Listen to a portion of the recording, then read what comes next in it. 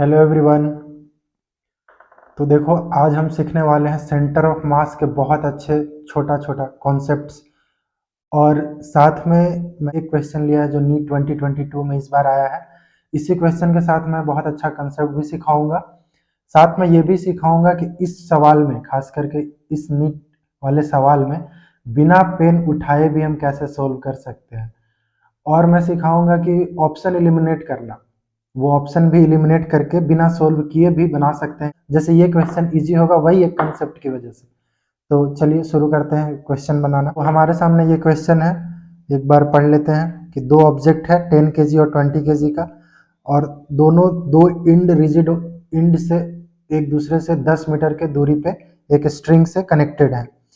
और बोल रहा है कि बताओ centre of mass of the system क्या होगा, वो भी 10 kg वाले मास। तो मेरा सबसे पहला तरीका कि पहले क्या करेंगे, फिगर बनाएंगे, डायग्राम बनाएंगे कि क्वेश्चन क्या कह रहा है। और देखो, ये क्वेश्चन कितना इजी हो जाएगा। मैं सबसे पहले वही तरीका बताऊंगा बिना पेन उठाए कैसे बना सकते हैं ऑप्शन एलिमिनेट करके। तो सबसे पहले भी बताऊंगा, उसके लिए एक छोटा सा कॉन्सेप्ट लगेगा, और वो कॉन्सेप्ट सेंटर ऑफ मास का बेसिक सा कॉन्सेप्ट है जो सब जगह अप्लीकेबल है।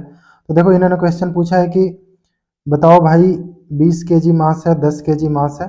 तो उन्होंने पूछा कि ये 10 kg वाले मास से सेंटर ऑफ मास का डिस्टेंस क्या होगा। तो सेंटर ऑफ मास कहाँ होना चाहिए, हम कहीं भी मार्क कर लेंगे तो वो कैलकुलेट करने पे आ जाएगा।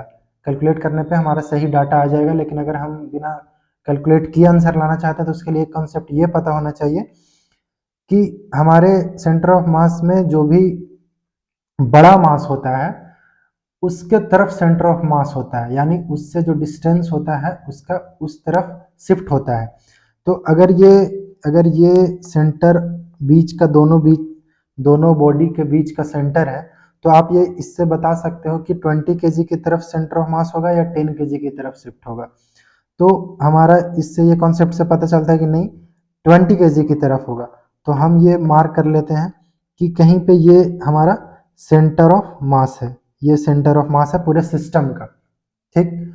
तो अब बताओ यार, यहाँ से तो क्वेश्चन ही खत्म हो गया। कैसे कि हमारे ऑप्शन अब देखना शुरू करते हैं कि ये हमारा हाफ डिस्टेंस है, ये हमारा हाफ डिस्टेंस है जो कि कितना है, ये कितना है, 5 मीटर होगा। तो हाफ डिस्टेंस से हमारा क्वेश्चन क्या पूछा है इन्होंने, ये चीज का हमें ध्यान रखना है कि centre of mass of the system from 10 kg, from 10 kg यानी यहाँ से 10 kg से जो डिस्टेंस होगा हमारा ये x होगा। यानी इन्होंने इस डिस्टेंस के बारे में बात करी है कि बताओ क्या होगा। तो अब यहाँ से आसानी से बता सकते हैं, अगर हमें ये कॉन्सेप्ट पता हो कि भाई सेंटर ऑफ मास उधर होता है जिधर हेवियर बॉडी ऑफ मास होता है। तो हेवियर बॉडी इधर है। तो बताओ कि ये 5 मीटर आधे डिस्टेंस पे है। तो इसका डिस्टेंस पहला है 10/3, यानी इसको अगर कैलकुलेट कर लेते हैं तो क्या होगा, 3 पॉइंट समथिंग 3 कुछ आएगा। ये 10, तो 10 तो नहीं होगा, 10 सेंटर ऑफ मास तो नहीं होगा। 5 होगा क्या, 5 होगा। ये चौथा ऑप्शन होगा क्या, नहीं होगा। 3.3 देखो, 3.3 होगा, कहाँ से पूछ रहा है, ये बात कर रहे हैं यहाँ से x। तो यानी ये जब भी होगा तो 5 से ज़्यादा होगा, ये साफ साफ दिख रहा है 5, तो ये आधा डिस्टेंस और आधा से तो ज़्यादा ही होगा ना। तो 5 से ज़्यादा होगा, यानी ये भी नहीं होगा। तो एक ही ऑप्शन बचा, एक ही ऑप्शन बच रहा है, यानी ये ऑप्शन। अभी मैं इसको सोल्व करके भी बताऊंगा। और ये भी कंसेप्ट अगर जिनको नहीं पता होगा कि हेवियर मास की तरफ क्यों होता है, तो वो भी मैं अभी बता रहा हूँ कि उसको मैं कहता हूँ कि कंसेप्ट आते हैं, कंसेप्ट सीखना आना चाहिए, हर जगह हम लगा सकते हैं। तो वो मैं अभी बता रहा हूँ कि कैसे ये होता है, मास हेवियर मास की तरफ सेंटर ऑफ मास होता है, उसको मैं प्रूव कर रहा हूँ। तो देखो, ये एक बेसिक सा, ये आप सब लोग जानते होंगे कि सेंटर ऑफ मास में चलता है m1x1 plus m2x2 is equal to 0। ये चीज़ कहाँ से आया, ये भी एक कॉन्सेप्ट है, वो ज़्यादा ज़रूरत नहीं है, पर मैं ऐसे ही बता दे रहा हूँ कि हमारे पता होता है कि सेंटर ऑफ मास में जब एक्सटर्नल फोर्स नहीं लग रहा होता है, तो फोर्स नहीं होता है तो वहाँ पे एक्सेलरेशन नहीं होगा, एक्सेलरेशन जीरो होगा, यानी वेलोसिटी कांस्टेंट होगा। तो जो हमेशा डिस्प्लेसमेंट सेंटर ऑफ मास का भी कांस्टेंट होगा, यानी जीरो ही होता है। तो इस वजह से ये जो फॉर्मूला आता है, एक centre of mass is equal to m1x1 plus m2x2 upon m1 plus m2। तो ये डिस्प्लेसमेंट जीरो होता है, क्योंकि फोर्स, एक्सटर्नल फोर्स जब तक एक्ट नहीं करता है सेंटर ऑफ मास के सिस्टम पे, तब तक कोई डिस्प्लेसमेंट नहीं होता है सेंटर ऑफ मास का, तो डिस्प्लेसमेंट जीरो हो गया, ये जीरो हो गया, यानी ये क्या हो गया, ये इक्वेशन इधर सिर्फ बचा जीरो हो गया पूरा, तो ये m1 x1 plus m2 x2 is equal to zero हो गया। ये चीज़ मैंने अभी तुरंत बता ही दिया, चलो कोई बात नहीं। तो इस चीज़ से देखो हम ये प्रूव कर सकते हैं कि क्या कर सकते हैं, m1 x1 is equal to, अगर इसको इधर भेजें तो ये माइनस में होगा, साइन का हम बात नहीं कर रहे हैं, m1 x1 is equal to m2 x2 हो जाएगा, यानी m1 by m2 is equal to x2 by x1। तो आप यहाँ से बता सकते हो कि m1 जो है x1 के इन्वर्सली प्रोपोर्शनल है, m2 x2 के इन्वर्सली प्रोपोर्शनल है दोनों, यानी जो मास होता है वो इन्वर्सली प्रोपोर्शनल आता है x, यानी जो सेंटर ऑफ मास का डिस्टेंस होता है उससे इन्वर्सली प्रोपोर्शनल होता है। तो ये चीज़ यहाँ प्रूफ हो गया या नहीं, कि जो सेंटर ऑफ मास होगा, यानी मास अगर हेवियर है, मास अगर हेवियर है तो ये जो x आएगा वो कम आएगा, जो x आएगा सेंटर ऑफ मास का दूरी आएगा वो सिस्टम से कम आएगा। कैसे, यहाँ पे देखो ये चीज़ मैंने बताया है, यहाँ पे मैंने बताया है, ये चीज़ देख लो, ये हेवियर मास है, 20 kg वाले हेवियर मास है, तो बताओ ये जो सेंटर ऑफ मास पूरे सिस्टम का यहाँ पे आ रहा है ना, यहाँ पे आ रहा है, तो ये देखो डिस्टेंस कितना आ रहा है, 5 से कम आ रहा है कि नहीं, इधर ज़्यादा आ रहा है, इधर समथिंग 6 पॉइंट समथिंग आ रहा है, तो इधर कितना होगा 3 पॉइंट समथिंग है। तो देखो ये सेंटर ऑफ मास 5 से तो कम आया, मिडवे जो था उससे कम आया, और इधर से देख लो हेवियर मास, अगर हम वही मास को इन्वर्सली प्रोपोर्शनल बता रहे थे, इधर कम मास वाला है, कम मास है यानी x ज़्यादा होगा, यानी इधर से देख लो आप 6 आ रहा है तो ज़्यादा हुआ ना, तो ये चीज़ तो प्रूफ हो गया यहाँ तक क्लियर। तो ये तो बात हो गई थी कि जब ऑप्शन एलिमिनेट हो जाए तब, अगर जब ऑप्शन एलिमिनेट नहीं हुए तो, यानी अगर जब ये हाफवे से ज़्यादा 5 से ज़्यादा और भी ऑप्शन आ जाते तो क्या करते, तो उसके लिए भी मैं एक छोटा सा ट्रिक, शॉर्ट ट्रिक, जल्दी क्वेश्चन सॉल्व करने का, इस तरह के क्वेश्चन को सॉल्व करने के लिए मैं आपको ट्रिक बता रहा हूँ कि इसके लिए आप क्या करना।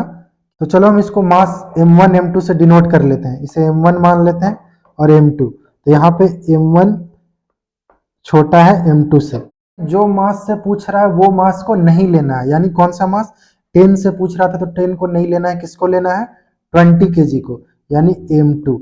फिर क्या करेंगे m2 और ये टोटल लेंथ l है, तो total m2 into l upon total mass यानी m1 प्लस m2। बस ये ऐसे फॉर्मूला में लग रहा है कि बहुत बड़ा है, पर देखो कैसे तुरंत निकलता है आंसर।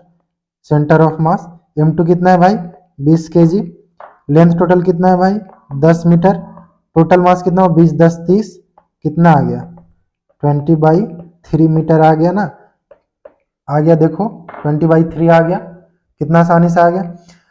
अब देखो इसको फिर से वही बात सिखा रहे हैं, ये जो मास का बस ध्यान रखना है, मास का, कि जो हमारा मास होगा ना ये 20 kg, ये वो वाले मास हो गए जहां से नहीं पूछा है, यानी अगर मुझे 20 से पूछता कि बताओ भाई 20 kg से क्या होगा, 20 kg से सेंटर ऑफ मास क्या होगा, तो फिर हम क्या करते 10 kg से लेते, फिर हम क्या करते 10 kg से लेते, तो जो मास लेंगे कौन सा m1 लेते अभी, तो m1 लेंगे 10, लेंथ तो वही रहेगा इंटू 10 बाई कितना total mass m1 plus m2 3, यानी कितना हो गया 10/3, तो फिर ये आंसर आता, आंसर ऑप्शन 1 आता। तो ये हो गया, दो तरीके का मैंने सब सिखा दिया, ये आप कहीं भी किसी भी सवाल में अभी जो आपके नोट्स में सवाल हो या क्वेश्चन हो अप्लाई करके देखना, अगर ऑप्शन इलिमिनेट हो जा रहे हैं तो ठीक, नहीं इलिमिनेट हो रहे हैं या फिर इलिमिनेट करने की जरूरत नहीं, यही कम टाइम में हो जाता है कि जो मास पूछ रहा है जहां से वो मास नहीं लेना है, into total length upon total mass, बस आंसर आ गया।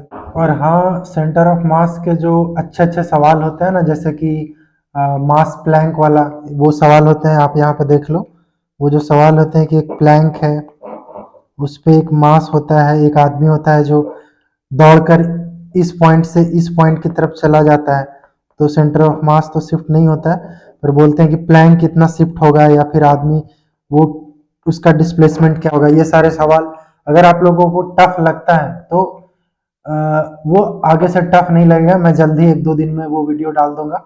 इस चीज का शॉर्ट ट्रिक बोल दो, मेरे हिसाब से मैंने वो खुद से क्वेश्चन बनाते बनाते सीखा था, ये तो ऐसे भी आसानी से बन जाता है, एकदम सिंपल सा, एक मतलब चुटकी में वो सवाल होंगे जो जिनको भी ये टफ लगता है या जो मेथड से बनाते हैं, तो ये सवाल, या फिर वो सवाल जो होते हैं कि एक डिस्क है उसमें से एक डिस्क काट के निकाल देते हैं, ये भी बहुत लोगों को दिक्कत आती है और बहुत टफ लगता है। इसको भी मैं एकदम ट्रिक्स से, छोटे छोटे ट्रिक्स बोल रहे या वो कंसेप्ट का एक्सट्रैक्ट होता है, मैं बनाना सिखा दूंगा।